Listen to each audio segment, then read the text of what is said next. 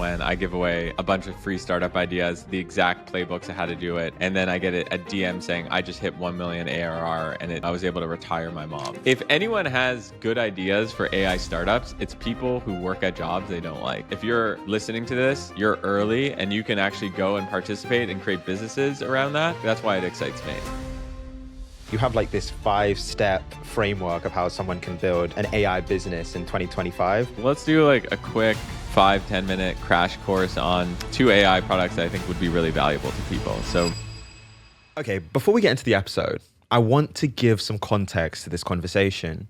In the last few months, I've gone deep down the AI rabbit hole on YouTube. And one of the things that has become clear to me is that there is so much opportunity right now to use AI to build a great business for your life. And so I got inspired in the lead up to this conversation with Greg, because I believe that so many people, maybe you watching at home, get excluded from these new wealth opportunities because of the belief that you're not a tech person. And so my intention with this episode was to make it so easy and simple for you to start an AI business. And so we brought on Greg Isenberg. He's a successful entrepreneur. He's also a tech outsider that built and sold 3 companies before he turned 30 and is now building a multi-million-dollar AI company called Boring Marketing. And a little behind the scenes, before we even hit record on this episode, Greg told me that in the last year, he has shared this framework with a few people in his network, and they've gone on to build AI businesses that make over $50,000 a month. And so my hope with this episode is simple, that some of you watch this video, it inspires you to take massive action. And by this time next year, you're DMing me saying that I just built my first $1 million AI business. That's it. I'm speaking that into existence for you guys. Let's get into the video. Greg, if someone's listening to this, maybe they stumbled upon this video on YouTube, they clicked on it on their feed, what is going to be the value to them? They're non-technical, but they want to start a business. What is going to be the value to them of listening to this conversation, of what we're about to talk about in the next 60 minutes? So my thesis is that, if you landed here and you're on this YouTube video and you are seeing what's happening in the world of AI and technology and you feel like an outsider, my thesis is that that's a limiting belief. And by the end of this episode, what I hope to do is to remove that veil, because that's what it is, and give you the confidence to actually go and put something out in the world that will change your life. I think that's awesome. Let's do that. Let's try to do it. Let's do it right now. You know what? Let's start right in the beginning, because I see these videos on YouTube talking about people that are making millions of dollars with AI agents. I want to start right from the top. What is an AI agent?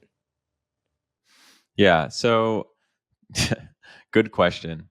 An AI agent is, well, do you know what an LLM is? Let's start with that. Okay, so here's the way I'm going to just dumb it down, because I think what insiders like to do is put complicated words associated to simple things to keep people out. So in this conversation, we're going to try to use simple language, because I actually don't think that the terms really matter. Large language model doesn't really matter. What matters is this. Before AI came to be, all software was dumb. Meaning, if you signed up to Salesforce.com, which is a CRM, customer relationship management software, basically a way to track all your sales leads. If you signed up to it, pre-AI, that software was dumb because it relied on the salesperson to go in and add a sales lead manually. So it would say, Greg Isenberg is a good sales lead. And it says, Greg Isenberg, my email address, what company I work for. And it's basically this manual process. And a multi-trillion-dollar industry was created on dumb software. Now we're entering an era of smart software. I call it smart software. What happens to software when you can inject human-like intelligence into that software? What do I mean by that? Instead of relying on a human being to go and say, okay, Greg Isenberg is a 4 out of 5 star lead for these reasons. What if there was intelligence, human-like intelligence, aka an LLM, aka AI, that could go and maybe scrape the internet and based on a bunch of criteria score the sales lead. Now that's what a LLM really is. And that when people they hear about or they've used ChatGPT and products like that, you're basically utilizing human-like intelligence to accomplish a task. And what an agent is takes it a little step further.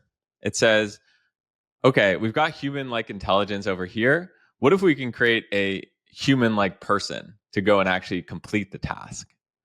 Meaning, what if we can create an AI salesperson?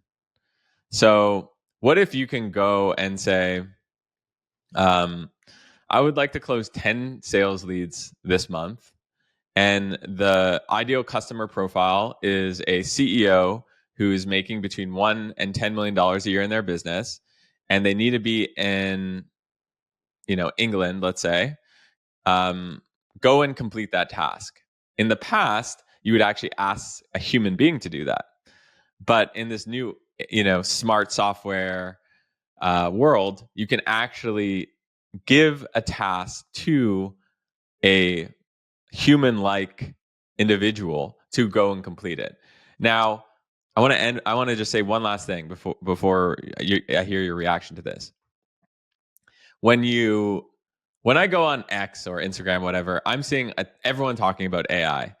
I still think, despite that, it's underrated. I still think that we don't understand how society will change. And by the way, there'll be some negative effects to this. We can talk about it, but there will be some negative effects to this. But how society will change when you can completely unlock human-like intelligence and human-like people at scale, what happens to the world? Now, I like to look at it glass half full, as in if you're listening to this, you're early and you can actually go and participate and create businesses around that. And that's why it excites me. I just find the AI conversation is just so fascinating. And you know what? You even mentioned right at the end there, you mentioned that it's underrated. And so I was thinking about what you were saying about up until this point, we've been using dumb software. It's had to be paired with our own intelligence to actually be useful. And that's created trillions of dollars of value with dumb software. And now we're kind of getting into this AI era where we now have, as you called it, smart software. And so if we're actually underrating it right now, what in your mind, what is the opportunity? It's hard to do, but how would you even quantify the opportunity or what's going to happen in the future looking forward? The fact that we now have smart software. Yeah. I want to talk about two specific examples. And there's more than these two specific ones, but I just want to give a couple just to get people's creative juices flowing. One is, my belief is that the SaaS industry, software as a service, so companies like Adobe, companies like Monday.com, those big companies are basically being completely dismantled by people who are going to go and, in our world, they call it vibe coding. Vibe coding basically just means you're going to go into a software like Replit, Bolt, Lovable, Cursor, and it's just like how you do a Google search, you type something in. You can do, or a ChatGPT search, you can basically prompt some of these platforms to create software for you. So I believe that there's a ton of opportunities to go and create cheaper or free versions of some of these software products, and create businesses around that. And so go and create like the DocuSign for Germany. Go and create the Monday.com for Canada, and charge a tenth of the price, and try to just suck as many clients as you can. And when you look at how big these companies are, these big SaaS companies, they do billions a year. So even if you could get 1%, 2%, it's absolutely insane. So that's one trend that I think that people listening could go today and go and create a SaaS business to go and compete with some of those. The second one is agencies. So the consulting business, the freelance business, the agency business, um, that is, I mean, such a huge business. Like McKinsey and all these companies, have thousands of employees. Accenture, thousands and thousands of employees. What happens what happens if I can spin up a junior McKinsey and analyst in a second? So I think that there's an opportunity to undercut consulting agency and to fulfill it by AI. Now, I know there's someone in the comment section that's saying, well, you'll never be able to do that because I've got really good taste, or this person at McKinsey does, they hire McKinsey because they don't want to get, fired at their job. Like no one gets fired, there's a quote, no one gets fired when you hire IBM.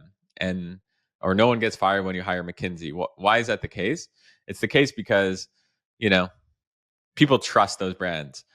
I'm not saying McKinsey is going to go to zero. I'm not saying Adobe is going to go to zero either. I'm just saying that there's going to be billions of dollars for you to go and pick up and create cheaper services that probably have similar type of results. And I don't think enough people are doing it. Yeah. That's awesome. Okay, I'm getting excited. And we're going to get into, I was actually reading it last night. You have like this 5-step framework of how someone can build an AI business in 2025. And we're going to get into it. Before we do though, and you spoke about the opportunity, and you even mentioned it before of like, there are people that have watched your videos or read your content and actually reached out, like implemented some of the things that you mention and reached out to you to be like, I've built a $50,000 a month business, or I'm building like a business that's tracking to $1 million in revenue from implementing the steps that you mentioned.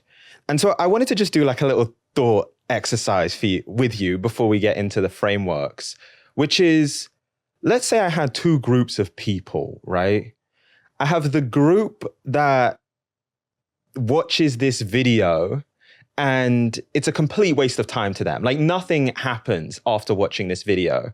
And then I have another group of people that they listen to this conversation, and 6 months or 12 months from this point in time, they have built something that is having a meaningful impact in their lives. And let's just say I zoom out, 100 feet, and I just observe their behavior. I observe the actions that they took in that 6 to 12 month period.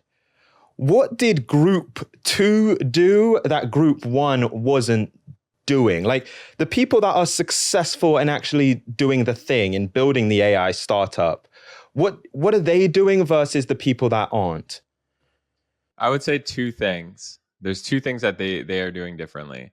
One is the second group is way more curious, just intellectually curious about using some of these new products and pushing out stuff into the world and seeing what's going to happen. And I will say I'm one of those people. Like I hear about a tool, I hear about something that's happening, and I want to get involved. I want to get my hands dirty. The second thing is a lot of people are afraid to get their hands dirty, and some people think that they're too good to get their hands dirty. I once met a guy who owned many factories, and he was in the clothing business. So he manufactured clothing. He's a very famous individual. And he would tell me that every year, and I don't know if this was truthful, but it felt truthful. Every year, he would go and sweep the floors of his factories for one day only. And I was like, well, why do you do that? And he was like, I need to remember how to sweep the floors. I need to remember what it feels like to sew so that I understand, the machines, and I understand like my business, right? He's like, I don't feel like I'm better than others because like I've succeeded, etc. And I think that there's a lot of people who are listening to this and they're like, well, I don't need this. I don't need to use Replit or Lovable or Manus or Bolt or try these things or push this idea out there because I've got a stable job. I'm okay. I'll do it in 6 months when the tools get easier. People say, I hear this narrative a lot. Oh, it's not that good. It wasn't able to actually do what I wanted to do, but it was 96% there. When it's 96% there, that's exactly when you should be training so that when it gets to 100%, you're a master. You know how to just like prompt this thing and get the most out of it. So my hope is that 100% of people listen to this, and they, even if they don't believe that we're at the 100% mark in AI, in terms of the output quality. And by the way, I actually don't think we're at 100%. But even if we're not there, they still say, okay, I'm going to go implement these things as a part of my workflow. I might not ship products that do 10K a month, 20K a month, 50K a month and build companies around it. But having it as a part of my workflow is going to make me smarter, and being smarter is going to yield good results than not being smart about these tools. Yeah. I think that second point is so good. And it's something that I constantly remind myself, which is you have to embrace the beginner's mindset, is what I tell Yeah. myself. I think a lot of the times it's like we get to a point where we feel like ashamed to be beginners. Like we feel ashamed to be novices. And I think it's interesting for me because we've done over 100 episodes of the show, all with like entrepreneurs that have achieved these like great feats and built huge businesses. And they always have that ability to go all the way back to step zero and be like the beginner again, and the humility of that. And that's how that's how, like, when people talk about gold rush eras or a new wave or whatever, that's how you take advantage of opportunities. Is like you are willing to be the complete novice, the beginner, and build from the base up. I think it's so good. You actually said this when we spoke before this conversation, and I think it's just a nice intro into your framework and how you think about building an AI business. You said anyone can sign up for an Instagram account, a TikTok account, an X account for free.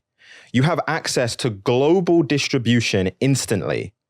And if you can pair that with AI that can automate work, the possibilities are endless. Can you explain, what do you mean by that? The possibilities are endless. Not only is that statement true, but there's one thing I missed from that statement, which is not only could anyone sign up with a TikTok account, an Instagram account, X account, be connected to the 7 billion people and unlock opportunities with AI. Those 7 billion people or 6.5 billion people have a credit card attached to the whole network. Never in the history of the planet have you had access to 6 billion people, 6+ billion people, where you have their credit cards. And anyone who creates great content, especially with the For You pages now and the For You pageification of all the different social platforms, where it doesn't matter if you have 1 million followers on X. So I see sometimes accounts with 500, 1,000, 1,500 followers get 1 million, 2 million, 3 million views because the content strikes a chord. So the limiting factor to creating a business that that could change your life really is can you create content that's going to resonate with people in a niche that is underserved? And do you have the skill set to actually put out or vibe code a product into the world so that when they see that product, they feel something, they connect with it? And can you get them to pay something for that product? Now, I'm dumbing it down. It's these three things. I'm dumbing it down because I actually think that that's all it really is. Like, that's what business school should be in 2025. Like, modern business should be those three things. It should be classes dedicated to how do you go viral on social and what does that mean? Picking a niche, picking different formats, when do you post, how to think about those things. It should be about how do you use AI to assist you in implementing product ideas that connect with that audience. And it should be about pricing strategy and business models around how you can get and create a sustainable business. That's all it is. I don't know what people learn in business school today. I was speaking to a friend of mine. She just did her MBA at Columbia. She spent, I don't know, 200 and some odd thousand. I don't know if you went to an Ivy League school, so I apologize. No, I didn't. Okay. You're in a safe space, so, Greg. You can talk about safe space. Okay. It's not real. It's not a real. It's fake. It's a bubble. It's a bubble. It's like you're not in the real world. It's like you're a bubble boy. You know, that's not how you learn business. Like, don't tell me that you're learning business if you've never played with Replit. It's interesting as well because I heard it even as I was preparing for this episode. Even in your story, because you're a college dropout, even in your story, that like urge to actually learn and implement what is happening. I think at the time it was in engineering, like in coding, what's actually at the cutting edge. That's the motivation for why you left school. Can you just briefly tell people about that? Can you briefly give people that context? Okay, quick break. In this internet technology era, it's more important than ever to make sure your business is secure. Luckily, the sponsor of today's episode, Vanta, is going to help you and your business stay compliant, irrespective of whether you're a first-time founder or a seasoned entrepreneur. And so Vanta is a trust management platform that automates up to 90% of the work, getting you audit ready in weeks. And they do this through continuous monitoring, automated access reviews, and AI-powered workflows that make things like security questionnaires 5 times faster. And so the good news is that over 10,000 of the fastest growing companies all use Vanta. And the reason why is simple. A recent IDC white paper found that Vanta customers on average achieve $535,000 per year in benefits, and the platform pays for itself in just 3 months. And so whether you're a first-time founder facing your first audit or a seasoned entrepreneur trying to navigate this tricky security landscape, Vanta is the place for you. So go to vanta.com/Callum to get $1,000 off. That's vanta.com/Callum for $1,000 off. Someone told me recently that we've done over 130 episodes of this podcast, and it shocked me because I remember sitting in my younger sister's bedroom filming the very first episode. Well, 130 episodes later, one of the things that I've learned from our guests is the value of investing your money for the long term. And so for me, when it comes to investing in the market, I go to today's sponsor, which is public.com. And Public is the app where you can invest in everything: stocks, options, bonds, crypto. And so what really sets Public apart is they give you all of the tools you need to make informed investment decisions. Their built-in AI tool, Alpha, doesn't just tell you if an asset is moving up or down, it tells you why the asset is moving. So you can actually understand what's driving your portfolio's performance. And Public is a FINRA registered, SIPC insured, US-based company with a great customer support team. And when you fund your account, you can do it in 5 minutes or less at public.com/Callum, and you'll get up to $10,000 when you transfer your old portfolio. So that's public.com/Callum. This was paid for by Public Investing. The full disclosures are in the podcast description. Let's get back to the episode. It was 2009, and the App Store had just come out. We all knew at that point, 2009, 2010, that the App Store was going to change everything. Just like how we all know right now that AI is going to change everything. Just like we knew that cloud was going to change everything, the web was going to change everything. It was very obvious in 2009, 2010 that mobile and the App Store what was going to unleash things like Instagram, things like Uber, etc. So I'm sitting in these classes, curious, beginner's mind, learning, pushing apps to the App Store, just trying to get something out, just to, again, it wasn't at 100%. People were creating like beer drinking apps and fart apps and stuff like that, but it was just like, I need to create something so that when a billion people are using apps, I'm ready to ship for the prime time. So I went to my professor and I said, we are learning about how to create desktop apps right now. Like this is by the way, that class was supposed to be, this is McGill University. It was a top 20 university in the world. Like here I am thinking I'm at the best university, one of the best universities. And we're learning about how to create desktop apps in a world where mobile is what matters. And to me, that just didn't make any sense. So I was like, hey, can we learn how to create apps? I think that this app thing is going to be really big. And he was like, that's not how this works. There's no apps in the textbook. And he hands me a textbook, and the textbook was like Introduction to like Java or something like that. And I was just like, how do I hand my resignation letter in right now?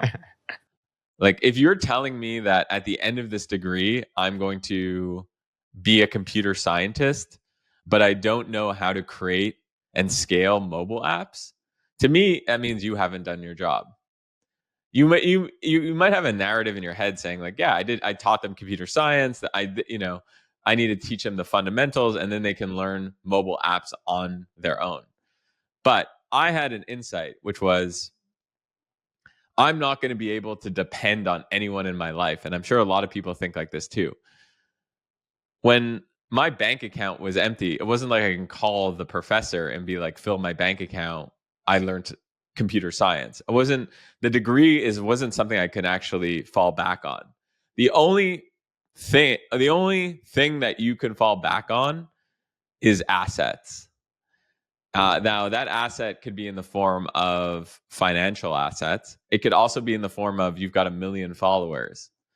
It could also be in the form of you have a skill set that is really in demand. For example, you understand how to, do AI coding. So when I had that insight, I was just like, I need to get the hell out of here because I'm not building assets right now. So I quit. I love it. And I love it. And I want to go straight into the framework, and I want to give people the playbook. And so step one, and I'll read it out and I want to get your reaction, is identify a painful workflow. Find a problem worth solving. The foundation of any AI startup is identifying an inefficiency that AI can automate or enhance. Instead of chasing broad AI ideas, focus on specific, tedious workflows that people are willing to pay to fix. What did you mean by that? Identify a painful workflow. I have this thesis that when you're in SaaS software and you see a export button, that every time you see an export button, there's a $1 to $100 million a year AI business that could replace that export button. Now, the reason I mean that, I'll explain why. And the reason why is when you're exporting data, traditionally you have some sort of analysis. Like the reason you're exporting it is you're doing some analysis around the data itself. So for example, I'm doing my taxes this week, and I exported data from my bank because I wanted to categorize some of the expenses. Now, the categorization today is being done by human beings. But going back to our earlier conversation, what happens when you can have human intelligence on tap? When you can essentially, human-like intelligence on tap. When you can essentially turn on intelligence and analyze data. So what I mean by find a painful workflow, is it painful for me to go and categorize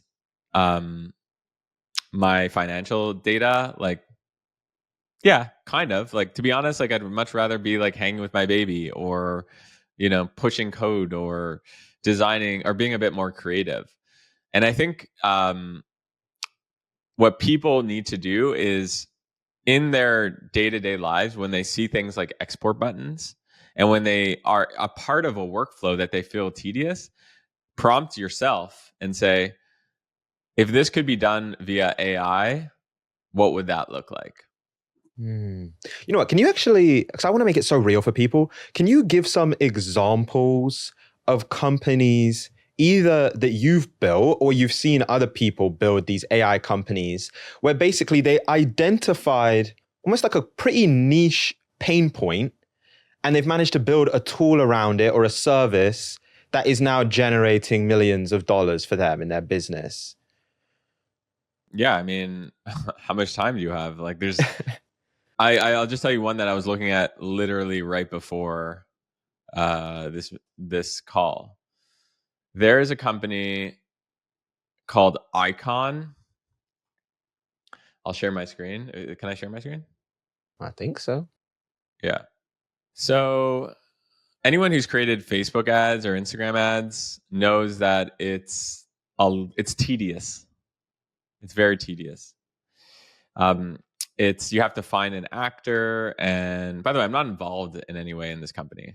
I just thought it was cool. Um, I just Yeah, you have to like find a creator, you have to manage the creator, you have to edit the videos, you have to write copy.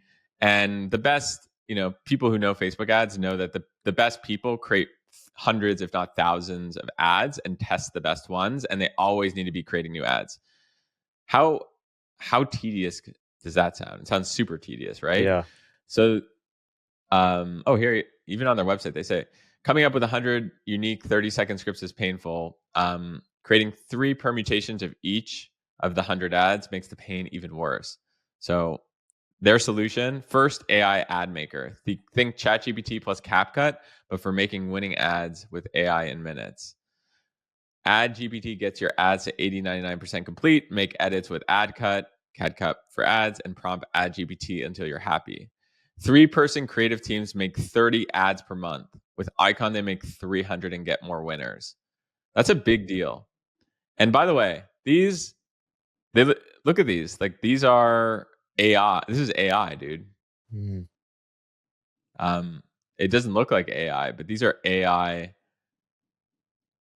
So Look, the you actual bring a creative script. itself is AI. Yeah. Yeah. They have AI generated creators. That's what they call it. Mm. You know what? I'm just thinking about the person at home that's listening. And so I like what you mentioned of like anytime you see an export button, there's a potential pain point that you could monetize.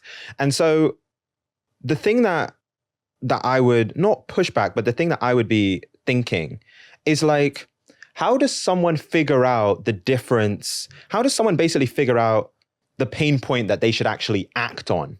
And by that, I mean, it's not just like a minor inconvenience that no one would pay for. It's actually a pain point big enough that you can monetize it. Like, how does someone make that decision? I think a lot of people watching this video work at jobs which they don't like that much, or that they think that they can unlock their potential a little bit more. And they listen to this because it fires them up. That's my thesis based on like the comment section that I saw on this channel and stuff like that. So that means that, so you might look at this business Icon and be like, how would I, it doesn't seem that painful. It doesn't, I don't really see it. But if you're a marketing manager working at an e-commerce startup and you're creating 20 ads a month, that's, you probably know it's pretty painful. You probably don't like doing it. So if anyone has good ideas for AI startups, it's people who work at jobs they don't like and doing painful stuff. So if you're watching this and you can take stock of here's the 2 or 3 things that I do that are repetitive that I don't like doing, chances are there's a good chance that you can plug an AI startup to go and fix that workflow and make it a lot more efficient with they call it a human in the loop. Maybe it's not fully AI powered, but you can still have a human review the ad. Icon is an example of a human in the loop business. It's not like it's fully automated where you just say, hey, I need 300 ads, and it's going to go and optimize this click-through rates and the cost per click and everything. No, you still have a human who looks at the ads, who posts the ads, stuff like that. So that's what I would say to those people. Yeah. I just think it's so good. And it's almost like step one is like just do an audit of your own work life. And like those 2 to 3 areas, and we all know them, right? Those 2 to 3 things that you do every single week that is so painful and so tedious, your AI business idea is right there. It's right there. You think that the biggest AI business ideas are somewhere in Stanford, but they're right here. Because these people have intimate knowledge around these workflows better than anyone else, right? So people who are creating AI startups, they're going to compete with the people who listen to this. And they're going to try to figure out, how do I get some insider? Like, the people listening to this are the insiders, basically, funny enough. Because these people know the workflows. Yeah. Okay, Okay, so step 2, hack V1 fast. Launch an imperfect MVP quickly. Rather than spending months refining a product, quickly launch a minimum viable product to validate demand. Can you talk through that? Yeah. The mistake that a lot of people make is they find a tedious workflow and they're like, I know that this is going to be a big business. I'm going to go and create a big brand around this. I'm going to go create a deck around this. I'm going to go and spend the next 6, 9, 12 months building this fully featured product because that's what this audience needs in order for it to be very valuable. And the goal isn't, the goal is to create a minimal lovable product. People talk about minimal viable product. It's actually to create a minimal lovable product. And thinking about how can you use tools like Replit and Bolt and stuff like that to just get something out there that you can just gain some, like, have a foundation. Think of it as like a foundation. You don't need to build, Rome in one day, and that's what I mean by that. Just get something out there, and iterate from there. I actually, Greg, I have a confession to make, which is the first 2 businesses that I ever tried to start, they were t-shirt lines in university, spectacular failures, like complete flops. And the biggest thing that I did wrong is I tried to develop this perfect product. At the time, it was like when the kind of athleisure trend was starting. And I was like, I'm going to build the next Nike. I'm going to build the next Air Jordan. And we just never ended up releasing a product because I would just keep trying to make it perfect before I would show anyone.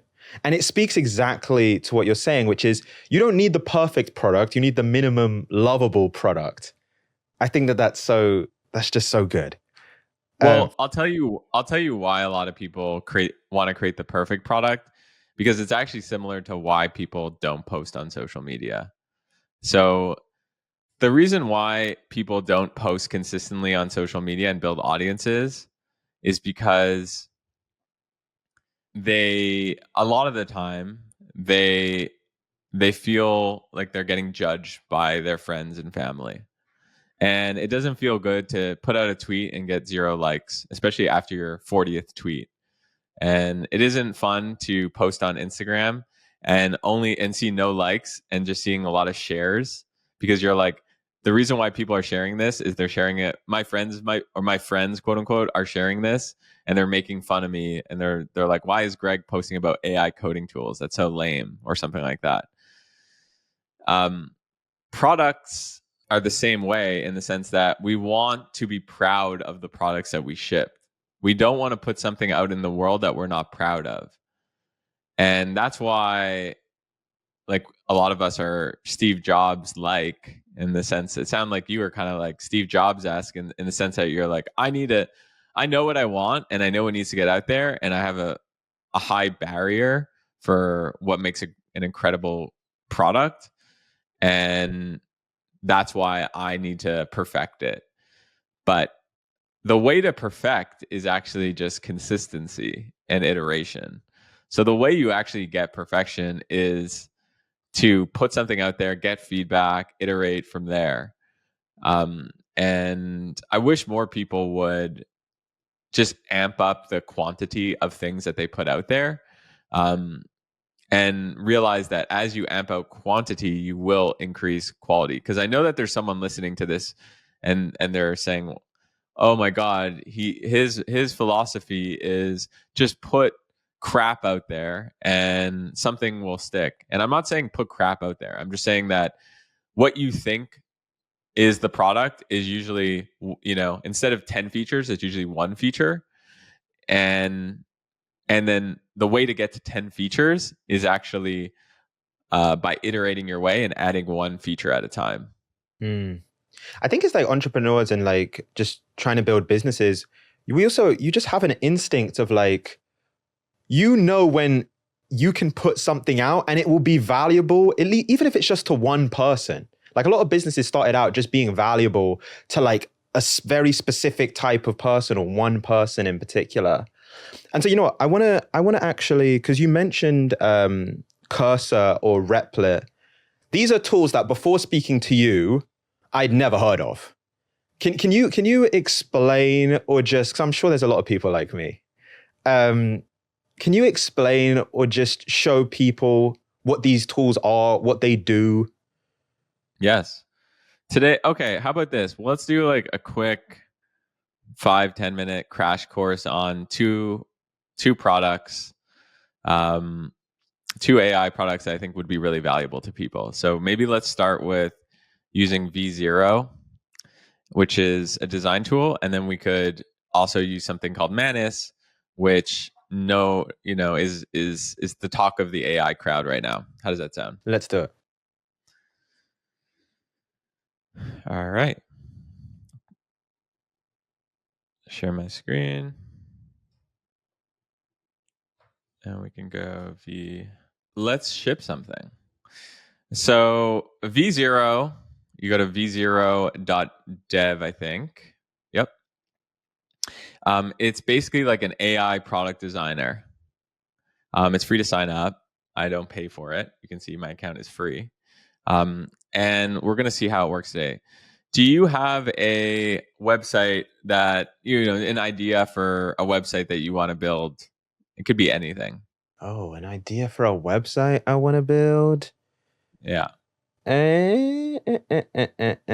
You know what? I'm always trying to find, this might sound basic, but I'm always trying to find like great restaurants or bars in New York. And so maybe, I don't know, some sort of page that like, but it's all like local reviews. So it's not like these, I don't know, big company reviews. It's like people that actually like foodies that like going and eating out, their recommendations.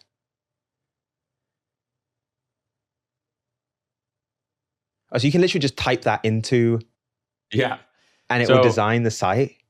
Yeah, so I'm gonna say I want to create a restaurant directory of best places to eat in NYC, but like you literally talk to it like a human being, and I'm gonna zoom in so people could see here. But the problem with most restaurant directories is they look kind of lame, and their recommendations are even lamer. I want to create something like I don't know. I want to create, just from a stylistic perspective, do you have any ideas? Oh, what is that? Was it called Belly? There was an app where it's like all of the reviews are like from your friends and your peers. So it doesn't Really? feel like it's like some corporate sponsorship or someone paid for like their restaurant to get the first placement. It feels like someone you know. I want to say it was maybe was it BELI? Okay. I think that's what it was. Yeah, Belly app. I found it. Okay. Holy. I ain't thought about that app in like 2 years. I'm impressed with myself. So what you can do is you can literally take a screenshot of that app. I want to create something similar to Belly, but but let's say we want a web version, Yeah. And I want it to look, give me one or two brands that you like the design of. Any brand? Any brand. Apple. And let me think. I was going to say like Warby Parker. Those are two completely different brands, but I like the aesthetic. I want it to look from an aesthetic perspective to be like Apple or Warby Parker. Very clean, minimalistic, and with a few pops of color. And let's just see what happens. So, what have we done? We've just prompted it like we would a human being. And what V0 is doing now is just trying to figure out what what to build first, right? So it's saying, I'll create a modern minimalistic restaurant directory for NYC with clean aesthetics inspired by Apple and Warby Parker, similar to the Belly app you shared, but as a web application. So we didn't really give it that many constraints. And we did, for example, we didn't say we want this feature, we want that feature, but it's still figuring it out. You can see on the right-hand side, it's figuring out name, image, curated lists, and it's actually writing out the code for all of this website. Look, classic New York deli serving Jewish fare, including pastrami queen, so it's going to put in some placeholder names, and it's going to go and just try to create something that's clean, and then we would be able to just copy the code and actually deploy it. Meaning deploy basically means just pushing it to the web with one prompt. How quickly have you seen someone go through this process? So like they've given the prompt, they've got the code, and they've actually deployed a website and started selling something. Like how quickly have you seen it turn around? I mean, when you go on X, people will say like, I one prompted this and I'm making $5,000 a month or whatever it is. I don't see that, like to me, it's going to take at least 24 hours. Call it 24 hours. You can do something in 24 hours realistically. I'll call it what it is. Yeah. That's still pretty remarkable, isn't it? You have a website for your new business in 24 hours? Oh my God. And when I say like 24 hours is like you're going to have in something insane that would have cost you hundreds of thousands of dollars a few years ago. I'm being just very conservative, making sure that, within one business day, 24 hours max, you're going to have something pretty dope. So here we go. They even named our startup NYC Eats, which I actually think isn't horrible.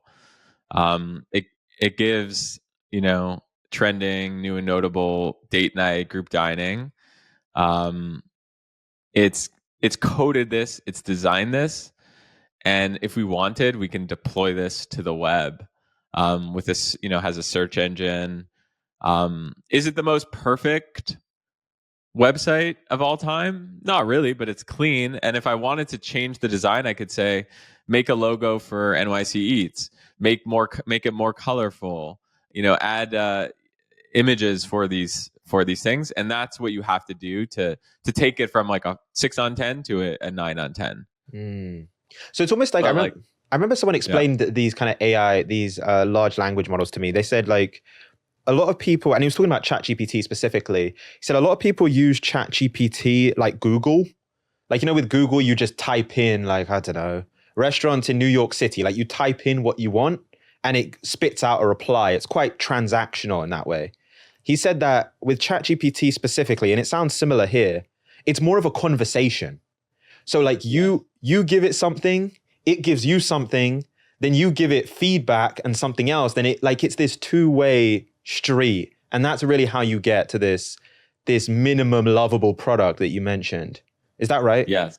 That's absolutely right. That's why when I started this conversation around V0, I was like, this is your AI product designer. So you literally chat. Think of it as your employee that you're not paying for. Yeah. It's an employee that you can just say, do this, do that. Of course, you're going to hit limits, and then you can pay for V0 and stuff like that. But incredible that you can essentially one prompt a directory website and start deploying it. To me, like, it's unbelievable. And it looks so real as well. It looks good. Yeah, it's crazy. Yeah. I want to show one more example. A lot of people haven't seen. Do you see my screen? Yeah, I can see your screen. Cool. This is Manus. Yes. So Manus is a Chinese startup. So some people have probably heard of DeepSeek, which was the ChatGPT competitor out of China. This is kind of like, it's not from DeepSeek, but it's a Chinese startup, and so, be careful what you do with a Chinese startup, obviously. So, like, in terms of putting in your data and stuff like that. But I will say it's one of the most interesting AI agent platforms I have ever used.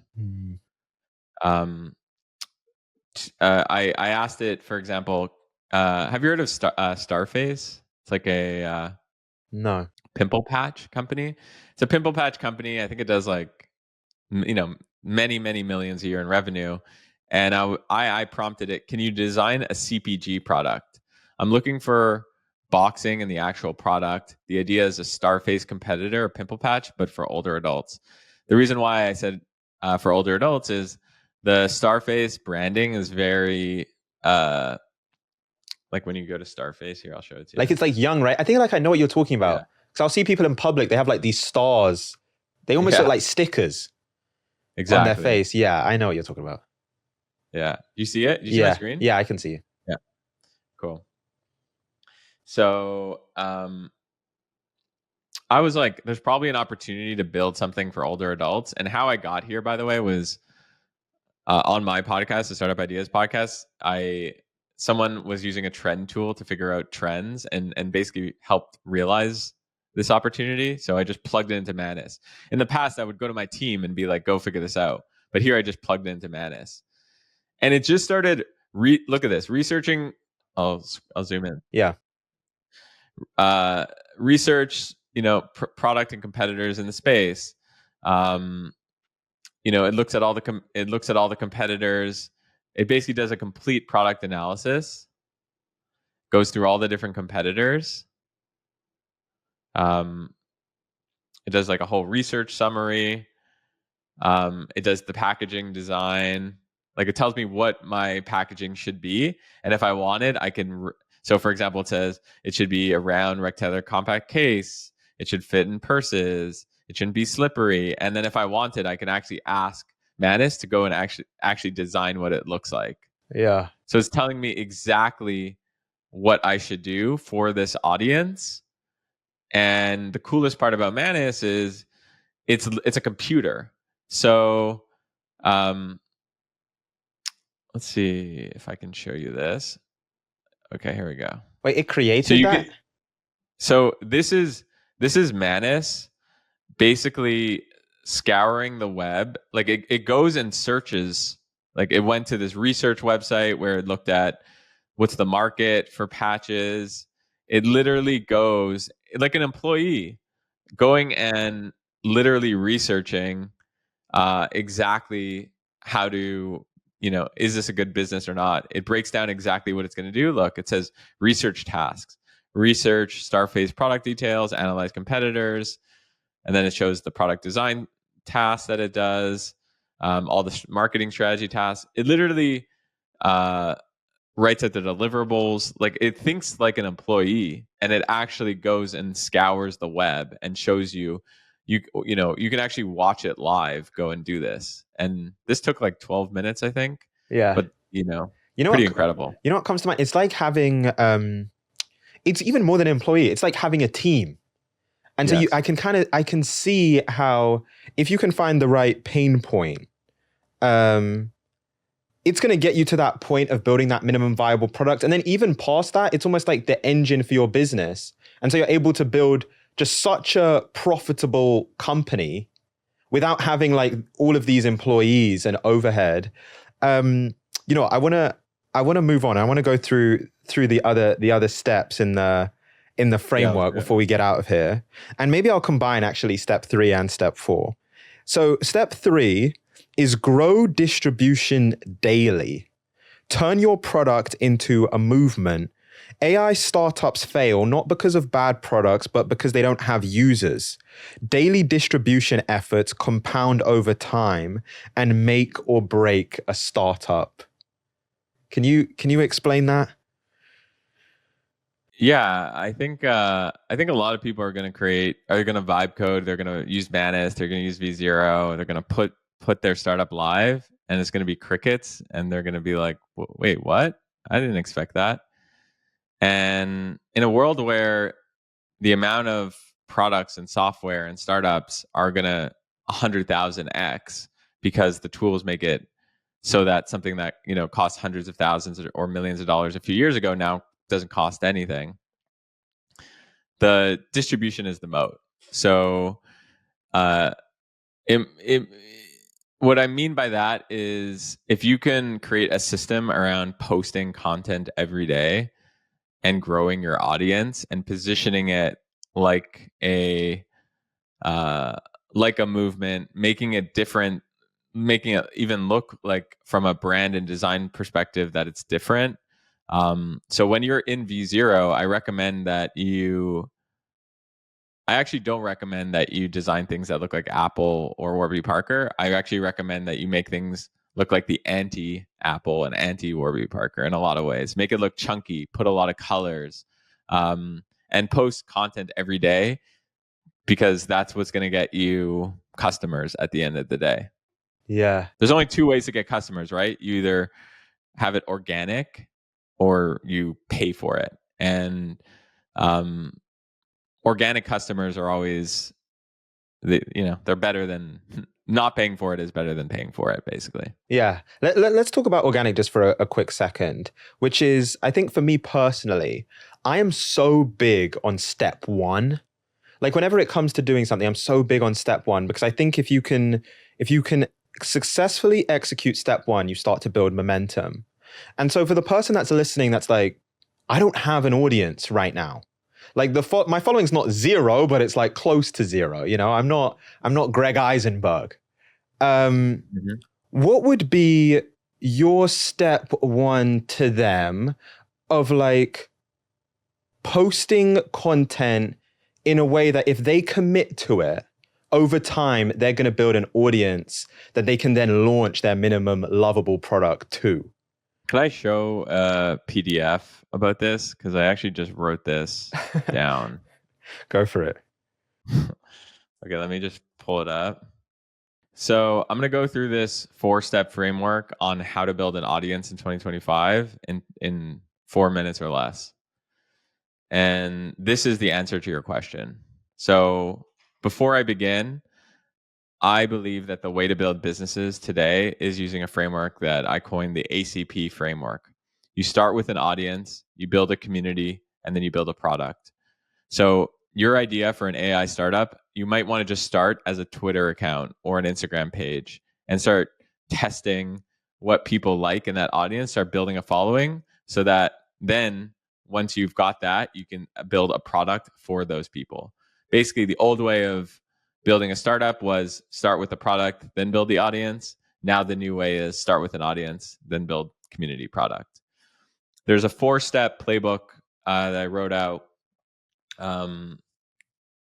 for basically how do you systematize and build an audience that's going to work for you. So the first step is, a lot of people don't do this, but identify who you're creating for, understand what they're not getting from others. And I just put this as a note because if you aren't getting engagement, start one level broader than your niche. A lot of people start a little too niche, so sometimes you might want to go a little broader. The secret to building an audience is formats. Even this, YouTube channel has a format. You have a specific type of format that is working for you. So what I tell people to do is pick one format for each business day. Try to systematize that. Look for formats outside your niche and copy those that format and bring it to your niche. I'm going to go step 3, systems.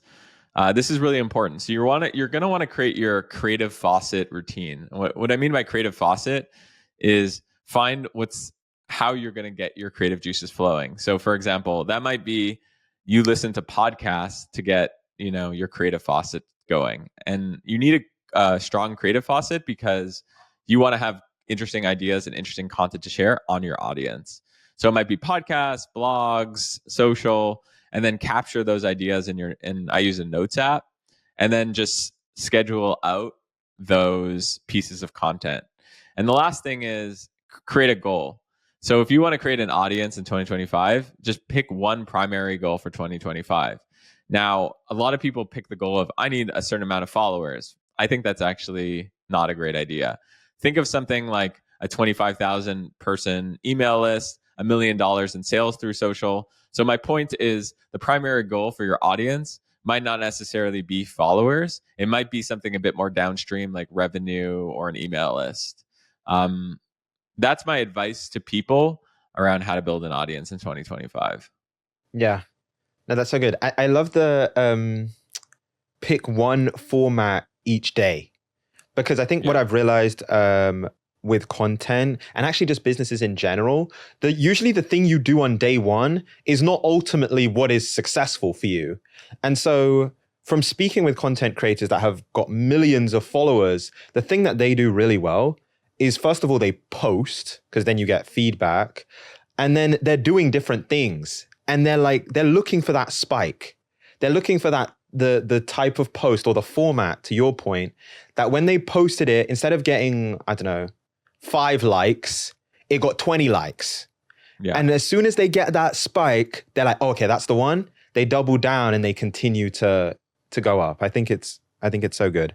I'm going to go to step 4, which is nail retention and perfect the core loop. Keep your users coming back. AI businesses shouldn't just attract users, you must keep them engaged. The best startups optimize their core loop. Can you explain what that means? What is a core loop? The problem with a lot of AI startups is a lot of people are trying these products because it's, I call it curiosity revenue. Like these startups are saying, oh, wow, I hit 3 million ARR, but it's just people trying out, these products. But the core loop, meaning like the core value creation isn't really there. It's just that think of it as like an impulse buy. It's you're there, you're trying it out, but like the actual foundation isn't there. And remember when we talked about MVP and the MLP, we talked about it from like a foundation standpoint. Like your MLP is like a very strong foundation of one killer feature, aka core loop, that is going to drive retention up. And why does retention matter and why is it so important? Is because and we talked about fancy words in the beginning of this episode, is retention is just a fancy word that says, do people like your product and use it every day? If it's very valuable, you're going to see high retention, meaning you're going to see people use that product every single day. And that should be your goal as a product creator. You want to drive value. If you can drive value, you'll be able to monetize it so your first goal is to drive as much value as possible. So that, and from a metric standpoint, that means you'll notice your retention is quite high. I think it's a really good point, and it's a mistake that we make as entrepreneurs. And I've made this mistake which is so often it's like our business isn't growing or we don't have the revenue that we want. And so instantly we think, I need new people. I need new users. I need new customers. You don't think, wait, all of the customers that I already have, how could I give them more value? Like, we don't think about retention. And so you spoke about core loop. If someone wanted to understand that and also start to understand some of the steps of like how they could actually improve the retention in their business, where would you advise them to look first? Like, what would you advise as step one in that process? Well, when people, let's say you've created a product and you're noticing that people are churning, meaning they're stopping to use the product. There's basically two ways to do analytics. One is, I think it's called behavioral analytics, which is looking at something like a Google Analytics dashboard, which says my retention is 30%. I had 25,000 daily active users, basically just looking at the numbers. And then there's what's called, I think it's called attitudinal analytics or voice of customer analytics, which is basically asking people what they did, what they didn't like about the product, and getting their voice of customer. Let me explain quickly why it's important to have both sets of data and why most people just look at the pure behavioral stuff. Imagine you are, you go to shop at a Walmart and, you're at the Walmart, you spend 45 minutes there and you spend $200 there. If you just look at behavioral analytics, it's going to be like, wow, what a great customer. Person spent 45 minutes because, they love how beautiful the shop is. They spend $200 and that our average, cart size is $100. So they spend 2 times. So, what the average person spends, marketing team is high-fiving. This is amazing. But what didn't that capture? Well, it didn't capture the fact that they spent 45 minutes in the store because they couldn't find what they were looking for. And they spent $200, but their budget was $500. And so there was a missed opportunity. So my recommendation to people who, are going to use this workflow, which is, building the audience, vibe coding, putting out these products, is look at the retention numbers, but use voice of customer, open-ended questions, asking people, what they liked about it, what they didn't like about it, to get a full picture. And using that full picture, that'll help you increase retention. You know what it reminded me of as I was listening to you is almost that quote of like on your deathbed or whenever it ends, the thing that people are going to remember is how did you make them feel? Yes. And so like sometimes as businesses, it's like you can get so fixated on just like the quantitative number, just the number on the screen, that you completely forget, but how did you make the customer feel? Yes. And so you could win, and I think this is to your point, like you could be winning in terms of like the numbers, but actually there's a huge missed opportunity if that feeling that the customer has isn't a good one. And that's when they're going to churn and you're going to lose customers and business. Yeah, there's a lot of people in the tech world who pride themselves with the fact that they're data driven. They say, I'm data driven. What does that mean? That means that the data drives their decisions. I don't believe in that. My saying is data informs, not drives. I think that when we let the data run our companies fully, that's when you end up creating tasteless products that are very hard to differentiate, and that we don't want to get in there, right? So we want to create startups that have the highest probability of success. So you want to look at the data, and you want to you don't want to drive blind, obviously, but you want to just want to have it one piece of the puzzle, not the full puzzle. On the point of the core loop, I think about the business that maybe they have like it launches and it has like a couple features. Like you're kind of experimenting. You have a few aspects to it. How does someone identify actually this is the core loop? Like even if my business is having success, this feature over here actually doesn't really matter. But this one really does. Like this is the core reason why people are using it. I think it's a similar question to like, how do I know if I have product market fit? You'll know because people will be screaming it at you. The hard part is once you have product market fit, how do you stay focused? So for example, Calendly, a lot of people know that company. It's a multi-billion-dollar company. It's a great success story. I think he bootstrapped it for a very long time. And it's a pretty core one feature, right? You send someone a link and they can book a time with you.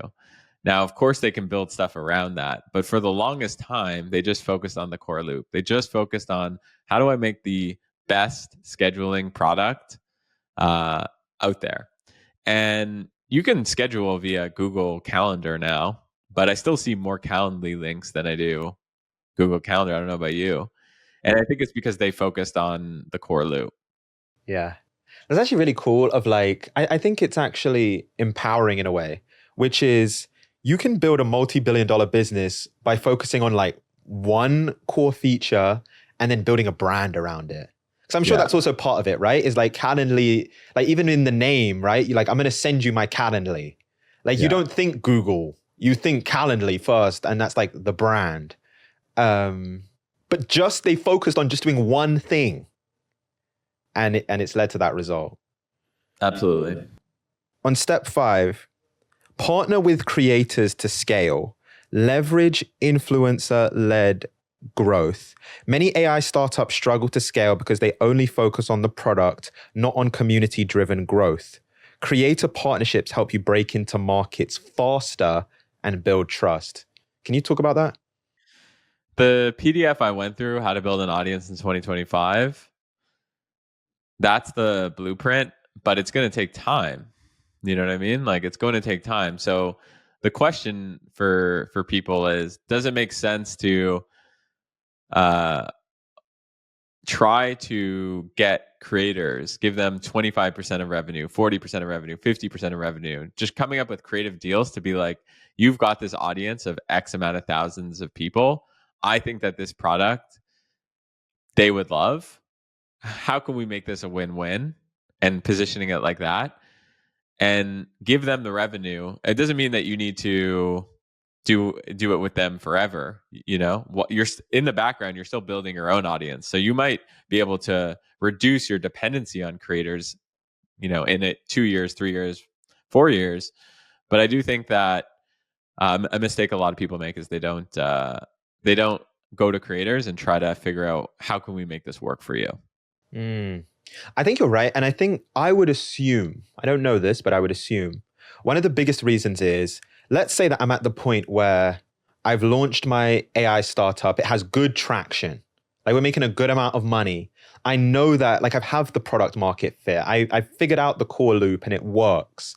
And now I'm thinking about scaling. I would say the thing that holds people back from like the creator partnerships is they're probably like, I just don't know any creators. Like, how do I even start? Like, I don't know how to get Ali Abdal or like, whoever it is, Colin and Samir to partner with me on my product. What is your advice to someone that's at that point and that's the thing that's holding them back? Going back to what we talked about in the beginning, it's a limiting belief. All those people you mentioned, they're human beings too. They might be getting a lot more text messages and DMs than the average human being, but I've texted with Colin and Samir. I've texted with Ali and Abdal. Like, they're real people, right? And when I had less than 2,000 followers, I realized that on Twitter that 50% of creators had their or accounts had their DMs open. Like you can literally just DM them. What is the cost? What is the cost to you, person listening, to going and just DMing Ali Abdal? My DMs are open. Like I look at every one of my DMs, 100% of my DMs. I might not respond to 75% of them, but I look at every single one. If something is interesting to me, I respond. And I've hired people, I've partnered with people, I've invested in people, I've acquired companies all through DMs.